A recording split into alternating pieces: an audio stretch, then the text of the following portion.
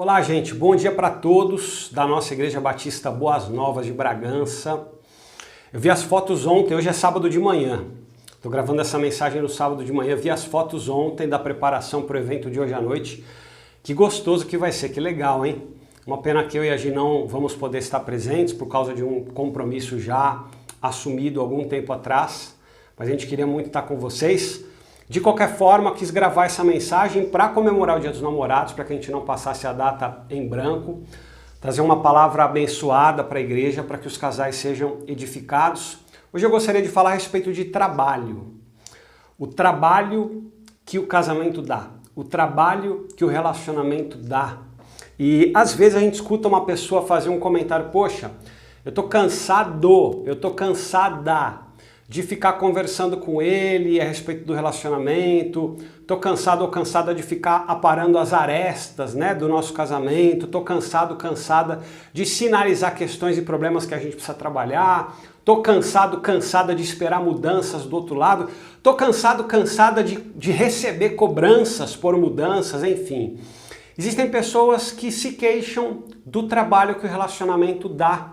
Eu queria trazer hoje para vocês uma mensagem explicando que o casamento, o relacionamento, é uma construção. Nós construímos o nosso casamento.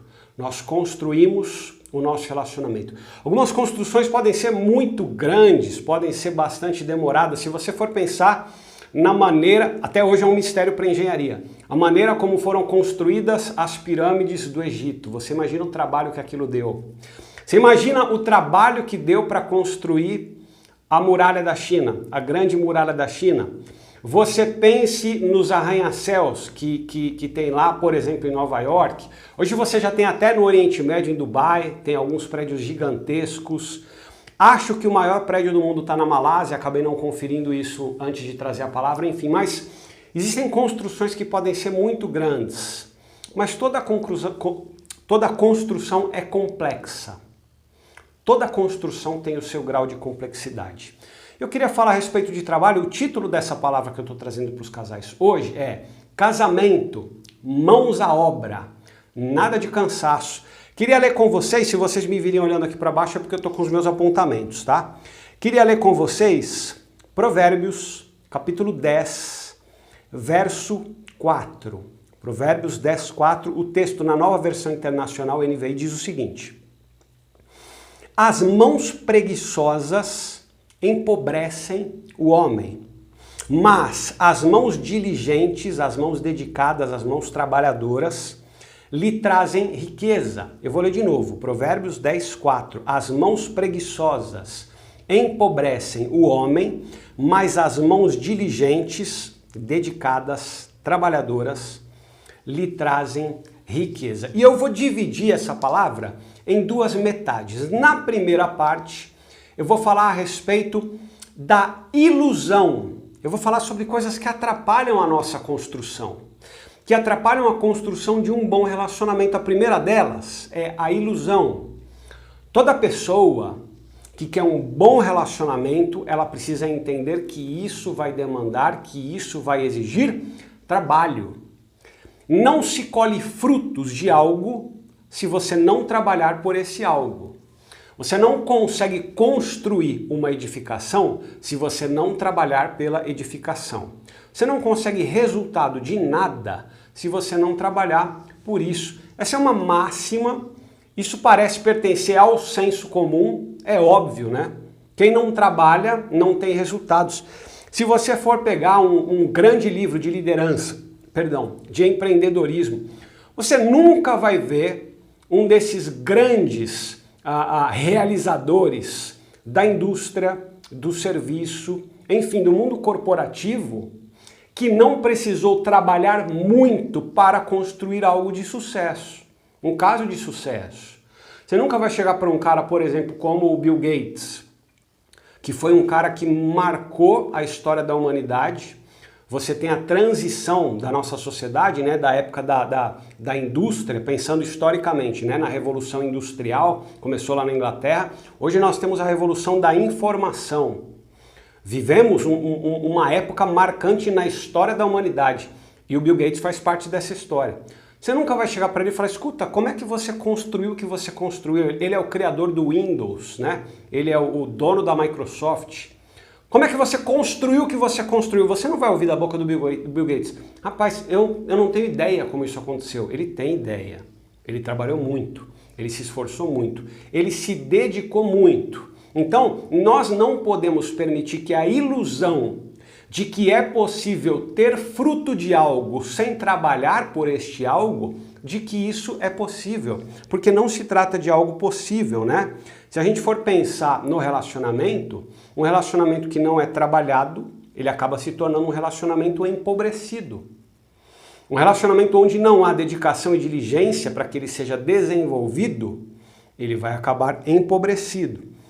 Isso seguindo, né, a lógica do verso que a gente leu de Provérbios a respeito dos resultados. É a lei da colheita e da semeadura, ou respeitando a ordem, né, da semeadura e da colheita. A questão, gente, é que nós, as pessoas, não gostamos da ideia de termos algo no qual a gente precise ficar trabalhando. A gente gostaria que as coisas funcionassem e fluíssem de forma mais natural, né? Pensando nos homens que mexem lá no churrasco. Aliás, hoje é sábado, eu vou fazer um churrasco daqui a pouquinho. Que coisa boa, né?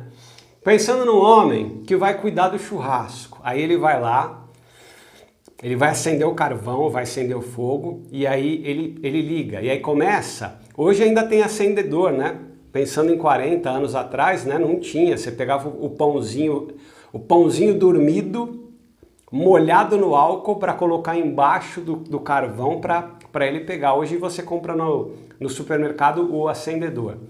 Mas a gente coloca, aí o fogo começa baixo, ele vai pegar no carvão, e aí você tem que jogar ali oxigênio para alimentá-lo, né, para melhorar a combustão. Tem gente que vai abanar, tem gente que vai usar um ventilador portátil, tem gente que vai usar o secador que joga ar quente, né? Aqui em casa eu uso o secador. Enfim, e aí o fogo vai pegar. Você vai alimentando para ele aumentar, chega uma hora que ele está pegando na carne, você diminui. Quando o carvão vai se consumindo e o calor vai diminuindo, você alimenta com mais carvão. Você imagine se fosse essa a dinâmica que você precisaria experimentar com a sua geladeira. Você imagine você passar a vida inteira, porque a geladeira você compra, pluga ela na parede, ela está funcionando, tá certo? Você vai dormir, você não se preocupa em como está a geladeira. Você vai viajar, passar 4 dias fora, um feriadão, de quinta a domingo, você não se preocupa em como está a geladeira. Por algum motivo você vai passar férias 25 dias fora, você não se preocupa em como está a geladeira.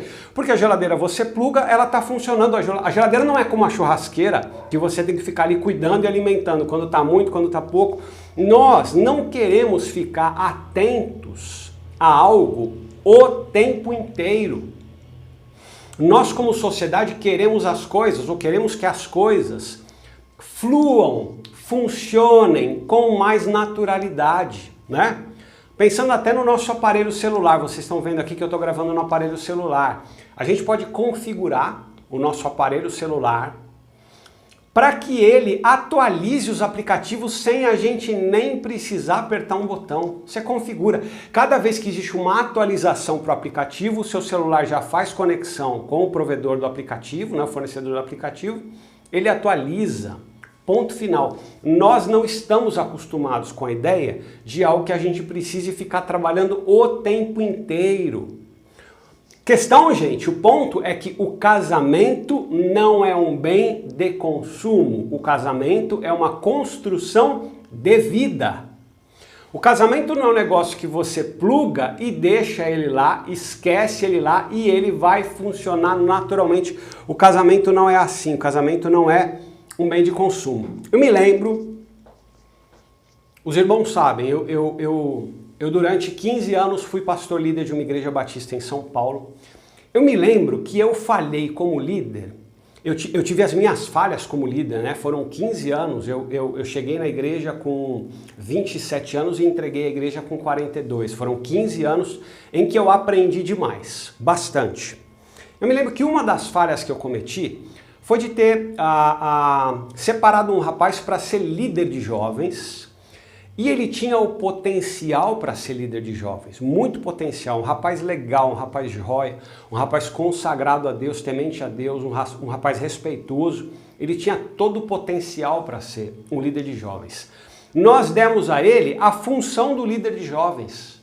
Ele era o líder de jovens, a liderança colocou ele como líder de jovens, mas ele precisava ser trabalhado e desenvolvido como líder de jovens. Só que o que aconteceu na minha cabeça, eu achava que, bom, ele tendo o potencial e a gente dando a liderança dos jovens para ele, ele vai fluir naturalmente.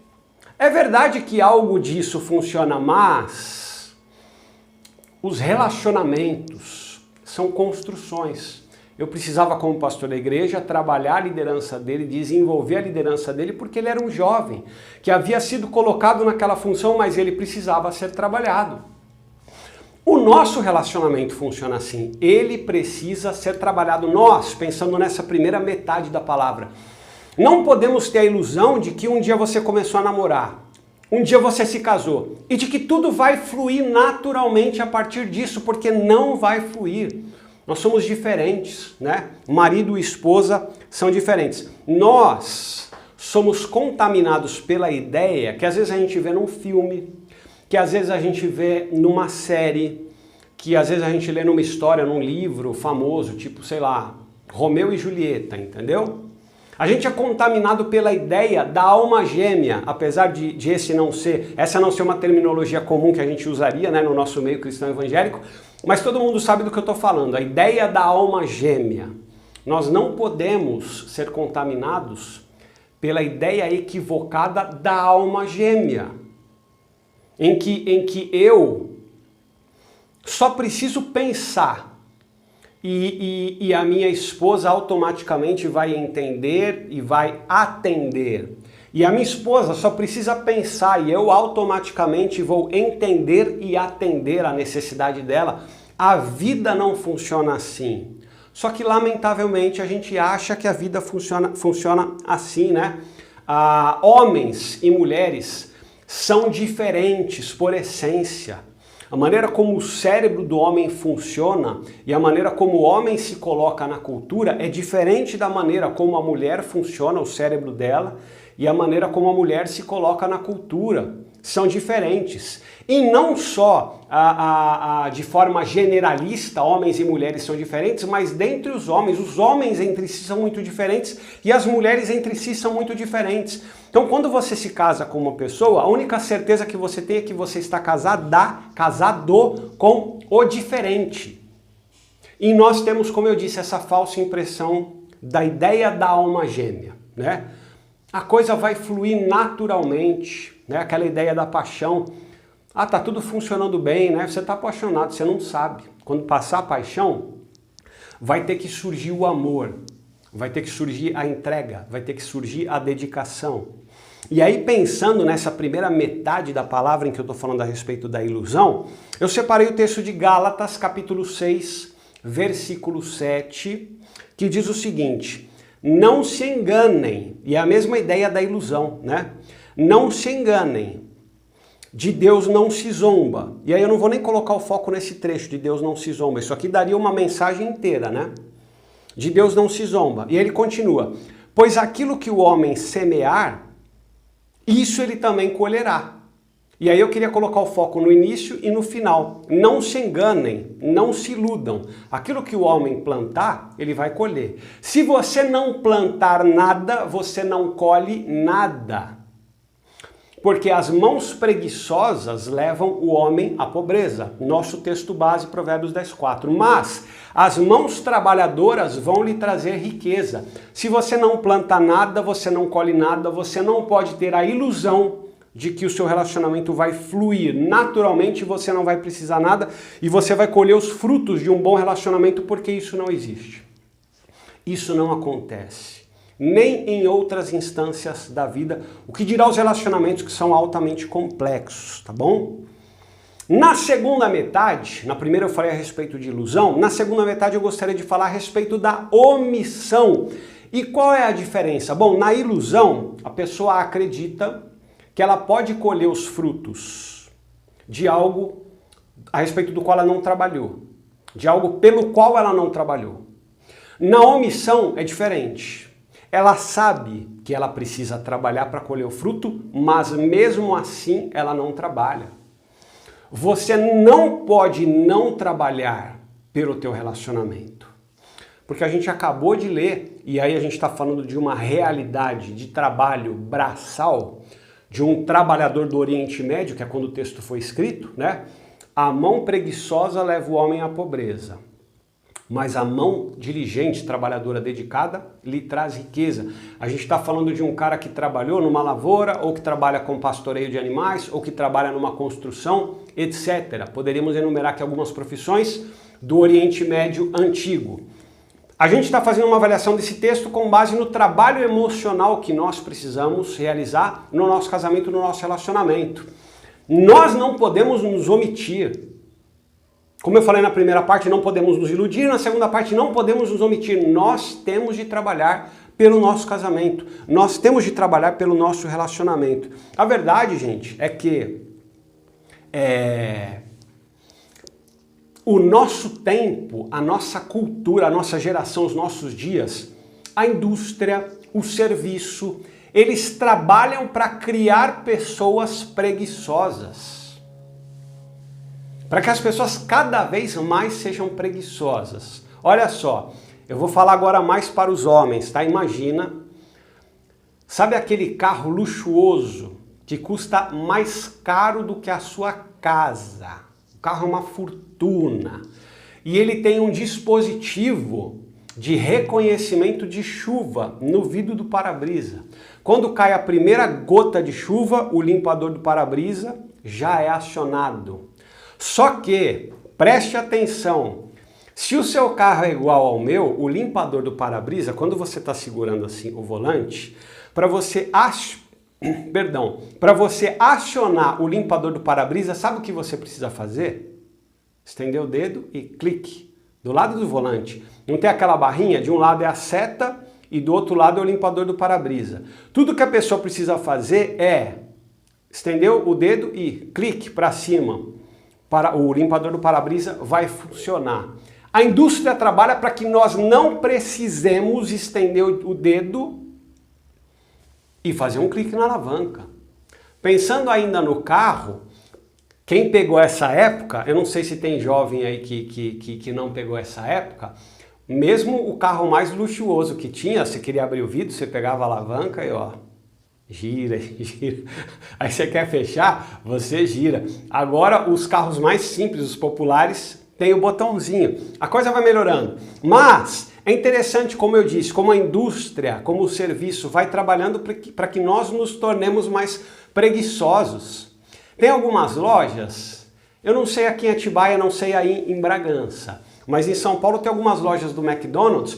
O grande diferencial do McDonald's na história era que você ia até o balcão, pagava o seu pedido, ele já estava pronto ali, eles faziam, né, em escala, né, faziam produção em série de 3 ou 4 sanduíches, só tinha Big Mac, cheeseburger, hambúrguer e às vezes tinha mais um quarteirão, né, era o que tinha.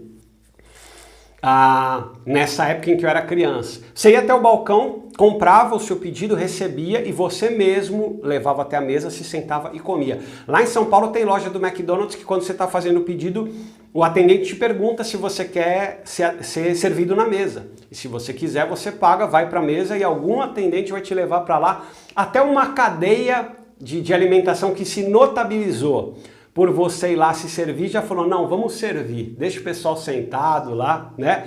Pensando nessa ideia, uma brincadeira que eu estou fazendo da preguiça, né? Uma sociedade com indústria e serviço que está criando cada vez mais pessoas preguiçosas. Olha, quando eu era criança, não existia controle remoto. Para nada, nem para televisão. Você imagina, cada vez que você precisava mexer na televisão, você levantava, ia lá, era um botão giratório, né? A gente sempre deixava no 5, porque era a melhor imagem, era a Globo. Hoje, quando você fala para um jovem, para um adolescente, né? Quando você fala o 5, o 4, eles não têm nem ideia do que seja. Mas a gente deixava no 5, o 5 era a Globo. Às vezes no 4, no SBT, que também tinha uma imagem boa. a Bandeirantes, né? Aí tinha imagem ruim, a Record tinha imagem ruim, a Manchete tinha imagem ruim, a Cultura tinha imagem ruim, a Gazeta tinha imagem ruim, né? Gazeta 11, Cultura 2, Record 7, Manchete, a extinta TV Manchete 9. Então era assim que funcionava. Você não tinha como sentar todo folgadão, toda folgadona na televisão e ficar lá clicando onde você queria, né? E é interessante que nesses dias eu li uma frase que diz: a vida não tem controle remoto, você tem que levantar e mudar. Que legal, né? Essa sabedoria popular é a genialidade de alguém criar uma frase com uma grande verdade, com poucas palavras. A vida não tem controle remoto, você tem que levantar e mudar. Muito legal, muito interessante. Os relacionamentos funcionam assim também. Nós não podemos nos omitir, nós não podemos ser omissos. Se eu falei na primeira parte sobre ilusão, você achar que dá para ser sem trabalho, nós não podemos nos omitir. Saber que precisamos trabalhar e não trabalharmos pelo nosso casamento. Provérbios 10:4, a mão preguiçosa traz pobreza para o homem, a mão trabalhadora diligente é que traz riqueza. Teu casamento vai ficar empobrecido se você não trabalhar por ele. Em relação, gente, a ter mais ou menos disposição para se trabalhar pelo relacionamento, olha só que curioso. As mulheres, elas costumam ser mais inclinadas a se ocuparem, a se debruçarem mais sobre esse assunto, os relacionamentos. As mulheres são mais relacionais, as mulheres são mais emotivas, as mulheres são mais sensíveis, as mulheres são mais inclinadas a criar conexões emocionais, os homens são mais técnicos. É por isso que você vai ver mais homens em uma profissão, por exemplo, como a engenharia, porque é uma profissão altamente técnica. É por isso que você vai ver mais homens em uma profissão como da tecnologia da informação, porque os homens são mais técnicos. As mulheres são mais relacionais. As mulheres criam com mais facilidade e empatia, por isso que você vai ver mais mulheres, por exemplo, numa profissão como a psicologia. Mais mulheres em uma profissão, por exemplo, como a enfermagem, de cuidado direto com pessoas. Por isso que você vai ver essa construção na maneira como as pessoas escolhem as suas ocupações, tem a ver com a maneira como Deus nos criou, homens e mulheres, de forma diferente. Se você tivesse acesso a quantas pessoas clicaram no Netflix, por exemplo, num documentário chamado As 10 Maiores Construções do Mundo, você não tenha dúvida nenhuma de que a esmagadora maioria daqueles que assistiram e clicaram as 10 maiores construções do mundo são homens. E você não tem a dúvida nenhuma de que se tivesse um filme no Netflix, aquele filme romântico, Água com Açúcar, o mocinho e a mocinha, uma história linda, o filme chamado Como é Lindo o Amor, você não tem a dúvida nenhuma de que a esmagadora maioria dos cliques para esse filme seria de mulheres, porque mulheres têm um interesse maior pelos relacionamentos. Isso é um problema. Por quê? Porque Deus deixou para nós, homens, a responsabilidade de cuidar do nosso lar na sua integralidade. Não só aquela perspectiva antiquada de décadas atrás de que o papel do homem é trazer o dinheiro para casa. Hoje nós já temos as diferentes configurações em que homem e mulher estão trabalhando fora. Homem e mulher estão trabalhando na rua. Homem e mulher se ocupam das tarefas do lar. Não existe trabalho de homem e trabalho de mulher. Existe trabalho. Trabalho na rua, trabalho de casa, existe trabalho. Então essa ideia antiquada, e ainda bem que ela se mostra antiquada porque ela revela o quanto nós, homens, precisamos nos envolver no trabalho do desenvolvimento do nosso lar. Nós não podemos nos omitir, que é essa segunda metade que eu estou trazendo para vocês. Nós não podemos deixar esse trabalho com as nossas esposas, né? Aquele quadro clássico do cara que está em casa, sentado numa poltrona, controle remoto, aí pensando fora do contexto da igreja, né? Caneca de cerveja, mexendo na TV, aí vem a esposa falar, ou vem um filho falar, pai, blá, blá, blá, blá, blá, blá, ele nem olha para a criança e fala com a tua mãe, né? Então esse quadro é um quadro que nós não podemos ter dentro do nosso lar. É responsabilidade nossa, maridos, nos envolvermos com o cuidado emocional do nosso casamento, com a saúde do nosso relacionamento, com a saúde da nossa família. Eu sei, gente, que o que eu vou falar aqui é um clichê, tá? É um clichê. Mas eu não posso deixar de sinalizar porque se encaixa perfeitamente no que eu estou trazendo. É impressionante o tamanho do silêncio de Adão. É impressionante o tamanho do silêncio de Adão. Quando a serpente vai tratar com Eva da questão do fruto a respeito do qual Deus havia proibido, e aí a serpente fala, Eva responde, a serpente fala de novo, Eva responde de novo, e elas têm ali uma conversa, um debate, até que por fim Eva come do fruto, dá o fruto para o marido come também, e Adão calado. Cadê Adão nessa história? Ele deveria interferir, ele deveria intervir. Ele era o líder daquele casamento, daquele relacionamento. Ele deveria intervir e ele não interveio. Isso também é uma característica, e já que nós estamos falando aqui de relacionamentos, é importante eu sinalizar. As mulheres têm essa característica de, às vezes, falarem sem pensar direito. Eu não sei se eu já tratei isso com o nosso grupo da Boas Novas de Bragança. As mulheres têm essa característica de às vezes, falar sem pensar direito. Até por isso existe aquela máxima de que as mulheres falam demais, de que as mulheres, né, enfim, elas gostam de falar. É importante para elas chegarem a determinadas conclusões, elas falarem. Mesmo que aquilo não faça sentido, ela vai ver que não faz sentido e ela vai criar depois uma nova teoria que faça mais sentido em cima daquela. Mas ela precisa falar e os homens não. Os homens, eles ficam em silêncio e eles ficam pensando. Só quando ele tem muita certeza de algo é que ele vai lá e se manifesta. E aí eu já imagino que os casais estão pensando, né?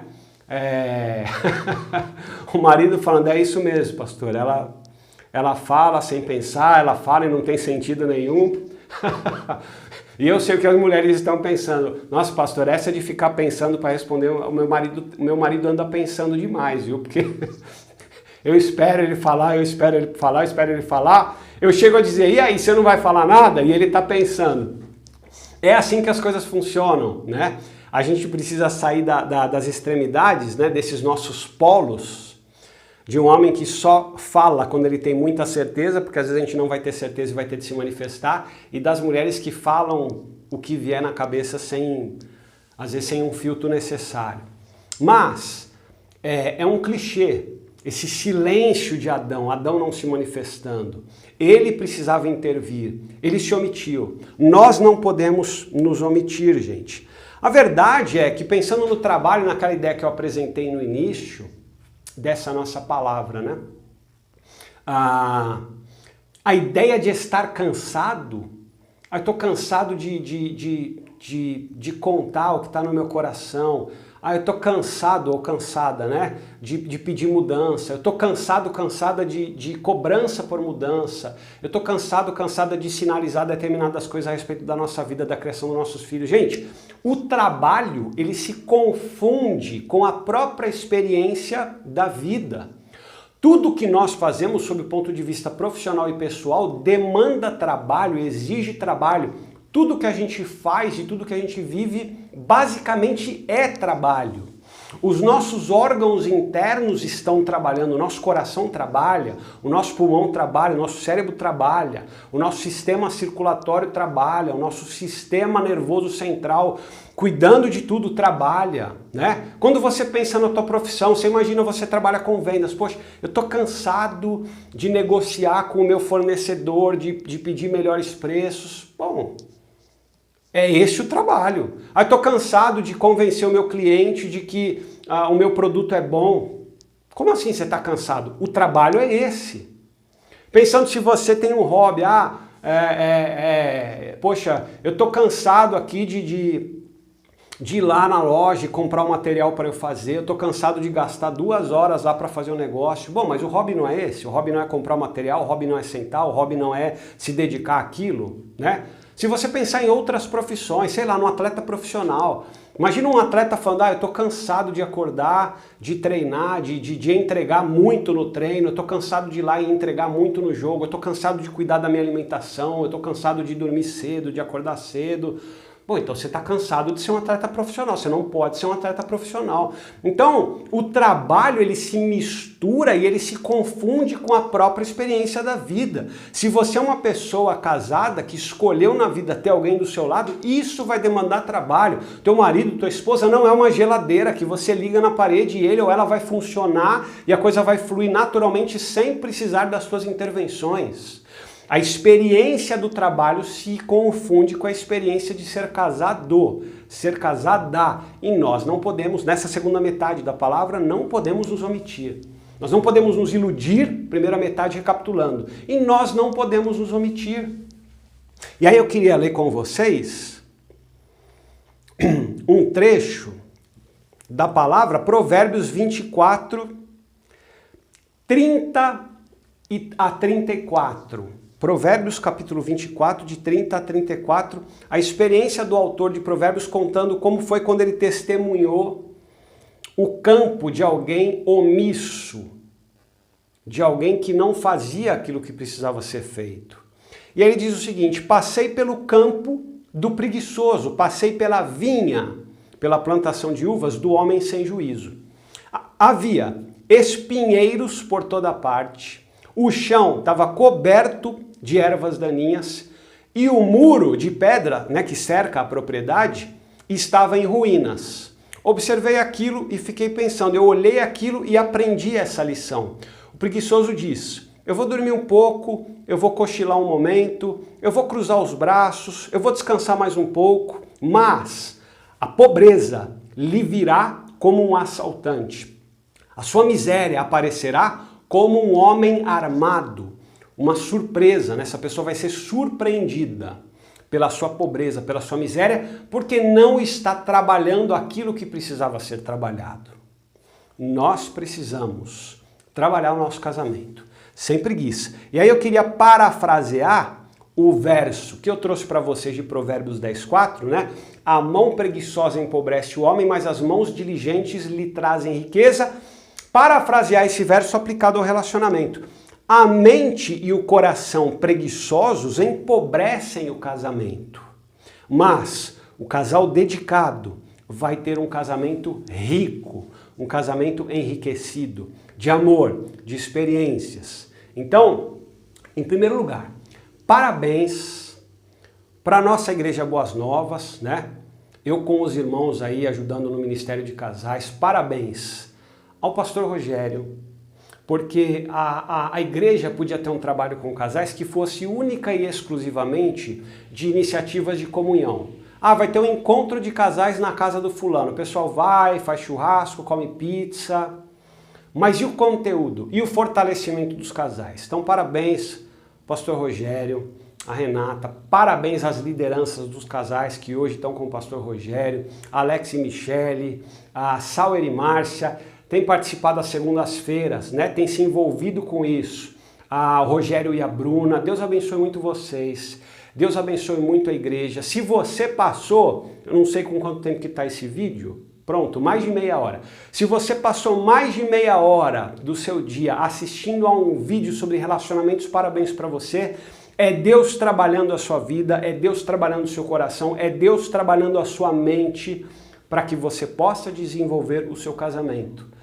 Eu posso dizer com segurança que você está fazendo isso. Você está trabalhando pelo seu casamento, você está trabalhando pelo seu relacionamento.